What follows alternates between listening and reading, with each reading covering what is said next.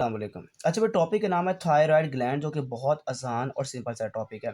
Thyroid gland आपके सामने देखा जाए 2 लूप से मिलकर बना हुआ है। ये आपको नज़र आता है either side of trachea inferior to the larynx.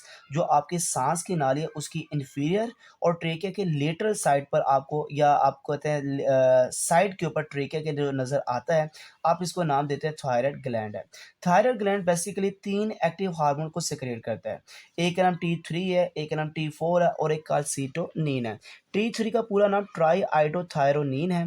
T4 का पूरा नाम टेट्रा आइडोथायरोनिन है। और सबसे ज़्यादा सिक्रीशन देखा जाए T4 की है, जो कि 90% है। और जो 10% उसका नाम क्या है, T3 है। इसके बाद 3 आयोडीन है तो नाम पड़ गया ट्राई आइडो।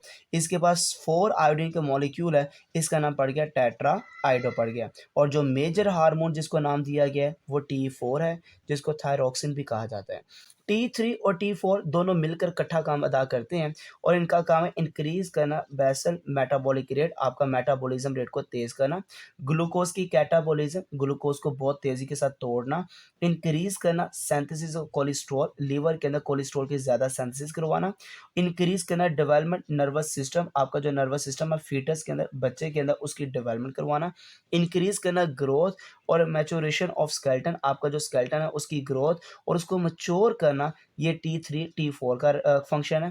प्रमोट करना normal mortality of gastro intestinal tract, आपके गैस्ट्रो इंटेस्टाइनल ट्रैक के अंदर जो खुराक गुजर के जा रही है उसकी नॉर्मल मोटेलिटी करवाना और गैस्ट्रोइंटेस्टाइनल की खुद मोटेलिटी पेरिस्टालसिस को मोटेलिटी को नॉर्मल करवाना। ये काम किसका, T3 और T4 का। अगर ये ज़्यादा रिलीज़ हो रहा है, इसको कहते हैं हाइपरथायरॉयडिज़्म।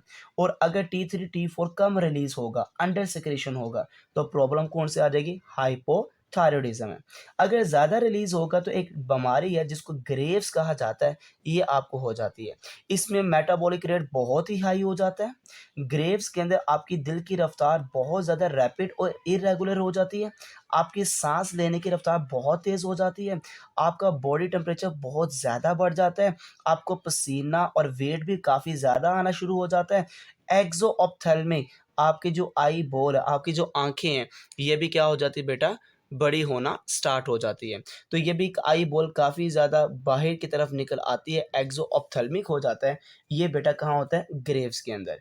इसी तरह जब ओवर सिक्रीशन होती है तो याद रखना मैक्स एडिमा और क्रेटिनिज़्म, ये 2 डिज़ीज़ आपको नज़र आती है। मैक्स एडिमा बेसिकली अडल्ट के अंदर है और क्रेटिनिज़्म बेसिकली बच्चों के अंदर है, इन्फेंट के अंदर है।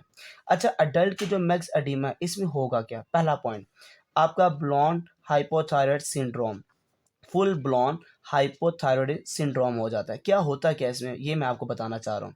मैक्स एडिमा के अंदर मेटाबॉलिक रेट कम हो जाता है। आप काफ़ी ज़्यादा सर्दी महसूस करते हैं, आपकी आंखें पफ़ी हो जाती हैं, खुश्क हो जाती हैं और आपको खुरदरापन वहाँ पे नज़र आता है, थिक हो जाती है, ड्राई स्किन हो जाती है, आपकी एडिमा, आपकी बॉडी के अंदर सोजिश होती है, आपकी ज़बान स्वेल होना स्टार्ट हो जाती है और आपको जो कि कॉन्स्टिपेशन हो जाती है, कब्ज़ होना भी स्टार्ट हो जाती है। एनलार्जिंग थायराइड ग्लैंड, आपको गोइटर हो जाता है, आपका गला भी स्वेल हो जाता है। क्रेटिनिज़्म ये बेसिकली बच्चों की है, इसमें मेंटल रिटार्डेशन, बच्चों का ज़हनी तवाज़ुन या आप कह लें ब्रेन की जो नॉर्मल फंक्शनिंग है वो डिस्टर्ब हो जाती है। पुअर फिज़िकल ग्रोथ, बच्चे की ग्रोथ बहुत ज़्यादा बुरी हो जाती है।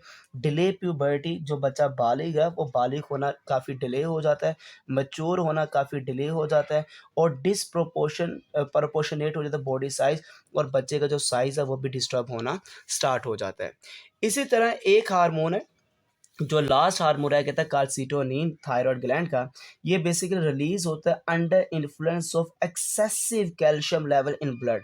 जब ब्लड में कैल्शियम लेवल काफ़ी ज़्यादा हो जाए तो ये उस वक़्त रिलीज़ होता है और ये उस वक़्त रुकता है जब कैल्शियम लेवल ब्लड के अंदर काफ़ी क्या हो जाए, डिक्लाइन हो जाए, कम हो जाए।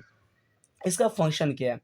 इसका फंक्शन एक ही है, डेपोज़िशन करवाना। जब कैल्शियम ज़्यादा होता है उसको पकड़ के बोन मैट्रिक्स के अंदर डेपोज़िशन करवाना।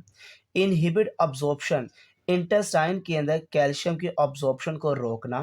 किडनी ट्यूब्यूल के अंदर कैल्शियम को इनहिबिट अब्ज़ॉर्प्शन करवाना, ये इसका फंक्शन है। अगर काल्सिटोनिन का प्ले इंपॉर्टेंट रोल देखा जाए बच्चों के अंदर, तो स्केलेटन की ग्रोथ है quickly, change appear in bone, bone की अपीयरेंस को चेंज करना, change in mass, size and shape, और जो हड्डियों की शेप, मास और साइज़ है इसको चेंज करना इसका काम है। अगर कैल्शिटोनिन ज़्यादा ना निकले तो कैल्शियम कभी डिपॉज़िट नहीं होगा बोन के अंदर। जब बोन के अंदर नहीं होगा तो ब्लड के अंदर ही कैल्शियम लेवल हाई होता जाएगा। फिर डिस्टर्बेंस आना शुरू हो जाएगी मसल्स की फंक्शनिंग के अंदर, नर्वस सिस्टम की फंक्शनिंग के अंदर, और जबकि किडनी के अंदर स्टोन बनना भी स्टार्ट हो जाएगा। तो सिंपल अल्फाजों में ब्लड से कैल्शियम को निकाल के हड्डियों में जमा करना ये कैल्शिटोनिन का फंक्शन है। जज़ाकल्लाह खैर।